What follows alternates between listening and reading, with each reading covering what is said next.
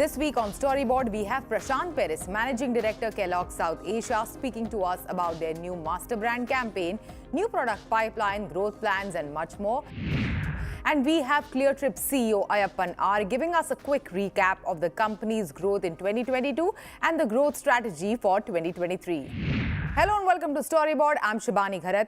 Kellogg India has announced a new master brand campaign, Kuch Kar Dikhane Ki Bhook, that highlights the importance of wholesome, nutritious breakfast for children. Along with that, the brand has also announced the launch of a new campaign with actor and fitness enthusiast Milind Soman to showcase its muesli granola offerings. To tell us more about both these campaigns and the trends in the evolution of muesli granola category in India, the scope of growth for the newly launched product portfolio, and how Indians are eating breakfast today, we are catching up with Prashant Peres, Managing Director, Kellogg South Asia. Prashant, welcome to CNBC-TV18 again. Thank you so much. Prashant, tell us about your new master brand campaign, Kuch Kar Dikhane Ki Bhook. If you can tell us the thought behind this and the genesis of the whole campaign. We've always believed that nourishing your great is actually our purpose, and our CSR activity and a lot of the volunteering we do is all around helping kids get a great start to the day. Yeah. Now that same thing translates into what I believe every mom wants for their child. So a mother, when she sends a kid out to school, wants to send them with the right nutrition and nourishment, that they have the energy to do whatever they want to for that first part of the day. And you know, the insights that we got, very interestingly, I can tell you, I got an insight from a school teacher we were speaking to who said, I can tell the kids, you know, who've not had breakfast or who overeaten for breakfast because they're too lethargic. So some are really listless and some are lethargic. So, and she was a muesli consumer, and she said, you know, that's why I look for the right breakfast and the right start to the day. And that was the genesis of this campaign. It's all about setting kids up to achieve whatever they have the hunger to achieve. Yeah, so you have started this year with this master brand campaign. Also, you're ramping up your portfolio with a couple of new launches right at the start of the year. One being, of course, the Kellogg's Pro muesli. If you can tell us more about that, and will we see further more launches as we, as the year progresses? For sure, right? We're going to see a lot of action from Kellogg, but let me start by talking a little about Pro muesli. Pro muesli, of course, stands for protein muesli, and it's 100% plant-based protein, right? So it's good for those who, if somebody follows a diet which is all the way to vegan, I mean, they can have it with, you know, almond milk, and you've got a breakfast that's 100% vegan as well. But the main thing is plant-based protein doesn't often taste great, right? Many of the protein products, I would say, in the market, they always come with a taste penalty. Now, what we're really proud about is here's a muesli that I believe tastes as good as any of our other muesli products, but still gives you almost 25% of your daily requirement of protein. And what is the scope of growth for a product like this, Prashant, according to you? I think there is a huge need and a huge realization now of a need for the right amount of protein in the diet that we have in India, right? And sometimes if people go into the details, they will realize that they can be a little deficient in terms of their protein, and especially adults, but also kids, right? And that's why we've launched this product. It allows somebody, you know, very often protein products are seen to be products for only people who are going to the gym and, you know, into building muscle mass, but that's not true. Everybody requires them. And that's what we've done with this product. We've made it democratic for anybody to enjoy. Yes, and in general, we have seen that oats and muesli is like, and it's growing as a subcategory in breakfast cereals. It's growing over the past couple of years. Plus, the Indian millets are also back in vogue. You know, everyone wants to consume those. So what is going to be your approach, you know, in that direction in the coming days? Let me start by talking about muesli. I think this is the category that's been growing the fastest among all, and very happy to say that we're very strong market leaders in the muesli category, just like we are in, you know, the kids category or in cornflakes, right? We've built this category in some ways, and what we've done is, first of all, we've demystified what muesli is all about. Let's be honest, maybe 5 or 10 years back, a lot of us would have not known what a muesli really is.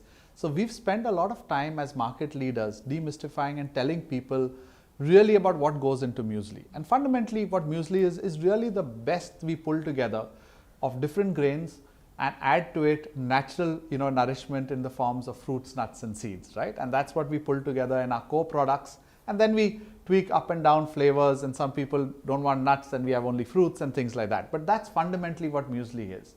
And we are very happy to say that the simple task of demystifying and telling people what it is has helped the category grow. Over and above that, I believe what we've done is we've made sure that the taste delivery of this product is really good. And this is again where I believe we have an edge, because we deliver nourishment and nutrition but without a compromise on taste. Wonderful. Prashant, as a category leader, I want to understand and know from you, how are Indians consuming breakfast today? If you go around any room, and this could be in Mumbai, but it could be in any city in India, and you ask people, what do you have for breakfast? I think 10 different people will most likely give you 10 different answers, because we are such a rich and diverse nation in terms of food habits, and we've got everything from slightly westernized habits. So you'll have people having bread and eggs and things like that, and then you'll have the Indian breakfast as well. But what you will not hear, sometimes people tell you, because they probably don't realize it themselves, that probably 25% of people are actually skipping or skimping on breakfast. They're getting away with a couple of pieces of biscuit or just a cup of tea or a cup of coffee, and that's not the right start to the day. So in many ways, the first thing that we are positioning ourselves again is people who are actually doing that, and we're saying get the right nutrition and get the right start to the day. And because we are positioning it that way, I think in the end the morning time is a rush time for everybody. So somebody who can combine great nutrition, nourishment, great taste and convenience, they are going to win the day. And I think we do that with all our products, right? So that's our winning formula, and naturally we've grown penetration a lot in the last couple of years. So it tells us somewhere that that need is being felt by more and more consumers. So penetration even in the non-urban markets, because eating breakfast cereals is fairly an urban phenomena in a country like ours. So what is your approach there? Let me start by saying that our focus is urban, but in the past the focus would have been urban metro only, right? I think now we're really looking at all urban India, right? And we have already started making some inroads into rural, but I think that's a relatively small part of our business. Our bigger market is naturally the urban market, and we still have a lot of runway to go in urban itself. So if in the past, let's say the penetration and consumers were largely focused only in the big metros, or the top 10 or top 20 cities, I can tell you now it's spread right across, right? And of course there's a spectrum. So the metros will be a little ahead and probably at maybe a 20% penetration. The average is at 15, and the rest maybe a little bit, there'll be few at 10. So what's working in these markets though, Prashant? I think what's working is really this combination that I spoke about. I think we've been very consistent, especially with our biggest brand, which is Chocos, which talks to kids, and it's a great way for it to enter the house. Great taste, great nutrition, and very convenient. Kids have it in a jiffy. That's what the mom wants in the end. It has to go in. It goes in with a whole glass of milk. That's the big bonus, and it still fills the stomach. So that's a great entry point.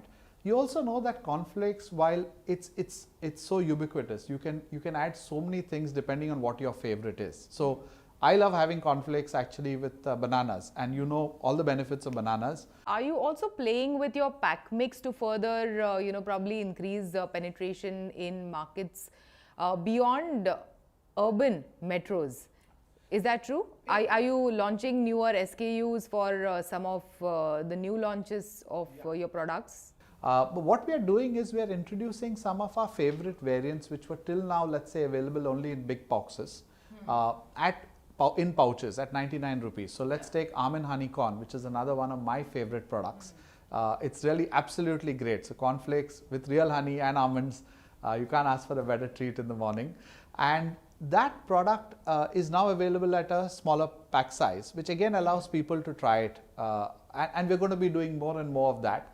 As soon as we see that there's good traction, we'll try and drive trials further by getting the pack size down and lowering the outlay with which people come into the category. You took the reins of the company, I think, about a year ago. Correct me if I'm wrong. Yes, it's about a year now. So what was the mandate back then, and how much of it has been achieved in the past 1 year? And it has been a fairly challenging year for the industry at large. First of all, the reason for me to join Kellogg and the reason I'm so excited about it is I think we are really poised at a time in India where the need for nutrition or nourishment is probably at the highest it's ever been before. And as far as a brand is concerned, in the equity that Kellogg's has in this space is probably among the top 2 or 3 brands in the country. So if you think of a nutrition nourishment brand, Kellogg's will be one of the things that people will name. Therefore, the mandate is one that we've done well in the last year. Happy to say it was a tough year, heavy inflation, and very high bases as we came out of COVID. So to be able to grow strongly on that kind of a base and with all the headwinds of inflation, something we're very proud of. But in the years to come, I mean, we believe that we've got to double this business. And the question is, how quickly can we do it? How do you do that? So as I said, probably the one thing, and this master brand campaign is going to help us do it even more.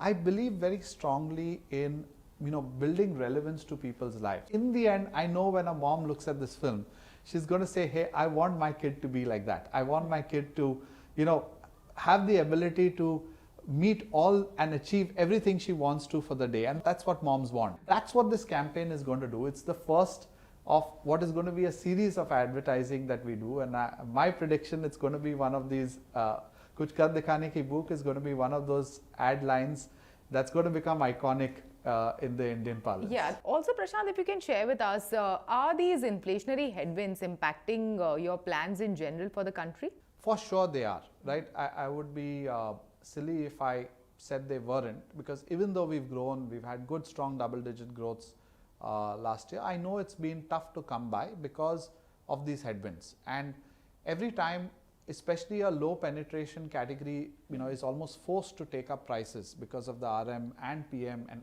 all the other inflations we've seen, it does push our agenda back a bit.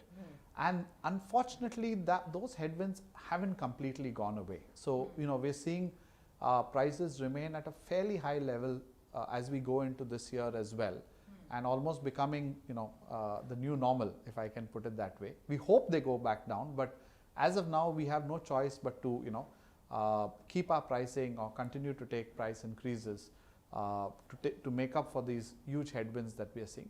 They do push us back because ideally, when you're a category looking for penetration, you do want to keep prices competitive and low so that consumers can come into the category as easily as possible. So I can say they push you back, they push you back by 6 months or 1 year. But I don't think they fundamentally change the trajectory of what's happening. If people are looking for nutrition, they're going to come and find it one way or the other. All right. Thank you so much. Thanks for joining us today, and thanks for sharing these insights with us. Welcome back. You're watching Storyboard. Revenge travel was one of the key trends of the past year. This was good news for OTAs like Flipkart Group-owned Cleartrip. In an exclusive conversation with Dilshad Irani, Cleartrip CEO Ayyappan R gives us a quick recap of the company's growth in 2022 and the growth strategy for 2023. He also sheds light on the key trends and expectations from the travel industry and what end users can look forward to this year. Welcome to Storyboard 18, Ayyappan. It's lovely to have you on the show. My pleasure, Dilshad. Thanks for having me. I would love to just sort of dig into, the past couple of years. Travel, of course, came back with a vengeance once restrictions lifted. And one of the key trends of the past year or so has been the idea of revenge travel. So quickly, if you could tell me a little bit about how Cleartrip how did it fare in terms of capturing that pent-up demand, essentially? And how has the past year been for you? Yeah, I think it's been phenomenal, which is basically the last 12 to 14 months is when the travel has been truly back. And a lot of travel players did not foresee the sort of pent-up demand that is going to come in. So this includes even airlines, hotels, OTA players, everybody. So the supply started getting crunched. So it's very strange to see this, because usually you expect that the demand would be slowing, and you know what, what do I do with the parked flights that is going to be on the tarmac? But very, very surprisingly, the demand came up so high that actually the number of flights that are flying now are not good enough for catering the demand that is coming in.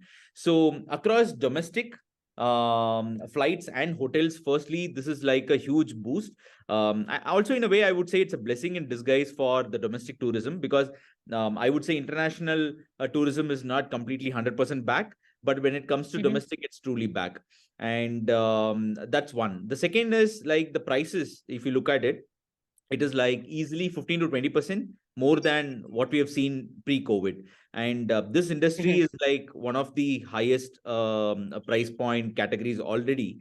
And India is known as a value economy. In spite of that, when you see that 15 to 20% price jump, in spite of that, consumers traveling is like unheard of. So if I go back and look at the numbers, usually it has a sort of an uplift during the typical seasons. Like there is summer vacation, there is winter vacation, there is this December and the Christmas, New Year.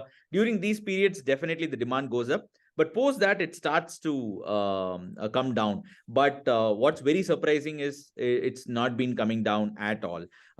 So the prices have been going up, down, but the demand has been there, right there. So for us, the platform as well, it's been a huge learning curve, because at that scale, and this is the exact period when Flipkart acquired Cleartrip as well. So it's like Cleartrip 2.0 for us. So that happening along with the revenge travel, it's like I would say a lot of changes happening within. And it's like I said, it's a blessing in disguise, not just for the industry, but for Cleartrip as a brand as well. Tell me a little bit about the customer insights, consumer insights that informed, the strategy, the concept that you came up with. And because essentially what you're saying is that travel is not an expense. It is not a luxury. It's something that you invest in. So just a little bit about the campaign. So 22 was all about, like I was talking about earlier, it was about creating that flexibility for customers. So we had to launch products like Cleartrip Flex, Cleartrip Flex Max, where consumers don't need to be scared about like, what if I get COVID? What if there is a COVID fear in the country? And if I cancel, will I get the refund? So it was all about creating that flexibility so that they can cancel and get the money back. They can modify the flight without paying any additional charge. And if they need to take a refund, they can do that in 24 hours. So all of this was sort of name of the game for 2022. But come 2023, I think people are starting to move on from that. And we also realize that consumers are saying that, and it's a complete set of an insight and what we have been able to gather from the consumers, right? It's more working customers backward there. Because typically, if you look at it, in the OTT space, like which is your digital video streaming platforms, I've seen players talking about, what, my biggest competition is the sleep, right? And that's what we are fighting against. Very similarly for us, that's what we when we were looking at it, the customers were talking about is like, why is travel spoken about as an expense? Right? It's a time where we invest with families, with friends, with our loved ones. It's about taking those thrills, taking those adventures, taking that sort of an experience.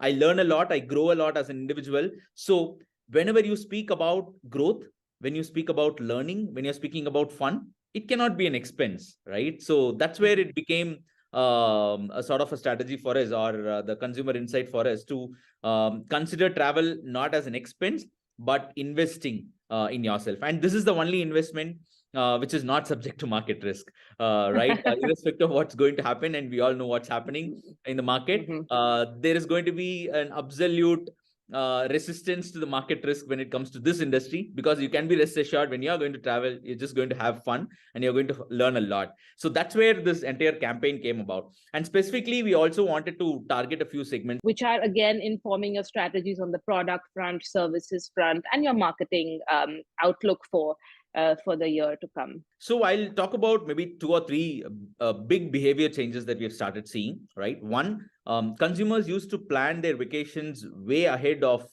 their actual vacation. At least if you look at the domestic flight ticket booking, it used to happen like 3 weeks ahead. of the journey. Post-COVID, people are very finicky about it. People are very daisy about booking just in the 3-week period because what if something changes and some new COVID wave comes in and all of that. So because of this, the ticket booking has started becoming the 2-week sort of an affair. So if my travel date is going to be on the 1st, then I book my tickets only on the 18th or 19th of the current month. So that is one huge behavior change we have started seeing. And also internally, it makes it difficult for the airline partners also to plan that way because you need to deploy your aircrafts basis the demand that you see. So that's where our flexibility constructs that we started investing as well started helping. Because this way, people are able to book way early and still don't need to worry about like what's going to happen if the plan changes. So this is one big consumer behavior change. Second is when it comes to domestic vacations, the lot more domestic vacations used to happen within the state because when it comes to international, people were able to move outside and especially Southeast Asian countries, US, Europe, Australia, and all these countries. Now, because of visa issues, because of the international supply is not still at par with what it used to be pre-COVID, people are actually thinking of taking vacations domestically, but outside their state. So from the search and from whatever data we could see from the consumers, at least 60% of the travel intent seems to be outside the home state that they are part of. Earlier, it used to be much higher. So we believe this is happening because the international demand is moving into domestic, but it is happening outside the home state because that's when they want to spend a lot more time. It's not about the weekend getaway, but it's about like spending that 7 days, 10 days, 15 days. Because like we all have seen, every organization, every corporate has embraced working from home, and the flexibility in working has gone up multiple notches up, right? So because of all of this, people are able to take a larger buckets, whether it's off or not, they are going and working somewhere. Weekends, they are trying to take the time off and working from anywhere. So the second behavior change is definitely about this. Third, very, very unexplored sort of places are something that we are seeing. If the usual suspects like your Goa, your Northeast, your Kerala, all these are like sort of usual suspects. But what we are seeing is that people are even exploring places like Hampi, people are exploring Jodhpur. Within Northeast, they are going and exploring places which generally doesn't see a lot of footfalls. So these are again indicators to see that people are traveling like there is no tomorrow. And I don't want to just go to the usual places. I want to go to places where people have not been. I want to flaunt about it. I want to Insta about it. And that's how the behavior has changed. So which is very good to see. But so overall, it's been very good for the industry, such behavior change. Thank you so much for your time. It was lovely chatting with you, Ayyappan. Pleasure talking to you. Thank you. Thank you. With that, it's a wrap on Storyboard this week. You can catch all of our content on Facebook, Twitter, and YouTube. Thanks for watching. We will be back same time next week. See you soon.